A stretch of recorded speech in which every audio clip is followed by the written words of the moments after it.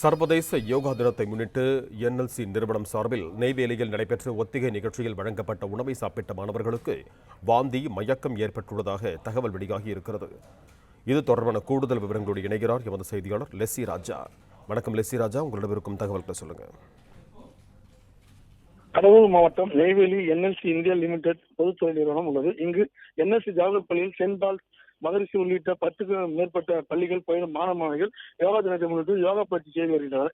அந்த மாணவர்கள் இப்ப என்எல்சி பாரதி விளையாட்டு அரங்கில் 5000க்கும் மேற்பட்ட மாணவர்கள் இன்று யோகா செய்யும் பயிற்சியில் ஈடுபட்டு வந்தனர். அந்த மாணவர்களுக்கு என்எல்சி நிறுவனம் சார்பில் உணவு தின்பண்டங்கள் வழங்கப்பட்டது. அதை சாப்பிட்ட மாணவர்கள் பள்ளிக்கு சென்றனர். இந்த நிலையில் ஜவஹர் பள்ளி மாணவர்கள் வாந்தி மயக்கம் ஏற்பட்டு பள்ளியில் மயங்கி இருந்தனர். பின்னர் அவர்கள் ஆசிரியர்கள் என்எல்சி ஆம்புலன்ஸ் மூலம் என்எல்சி மருத்துவமனைக்கு சிகிச்சைக்கு கொண்டு வந்தனர். அங்கு மாணவர்களுக்கு சிகிச்சை அளிக்கப்பட்டு வருகின்றன. யோகா பயிற்சி போது உணவு தின்பண்டம் சாப்பிட்ட பள்ளி மாணவர்கள் வாந்தி மயக்கம் ஏற்பட்ட சம்பவம் நெய்வேலி பகுதியில் பெரும் பரபரப்பு காணப்பட்டது. பிளே ஸ்டோர் மற்றும் ஆப் ஸ்டோரில் இருந்து பாலிமர் செயலியை QR கோடு மூலம் பதிவிறக்கம் செய்யுங்கள். செய்திகளை உடனுக்குடன் பெறுங்கள்.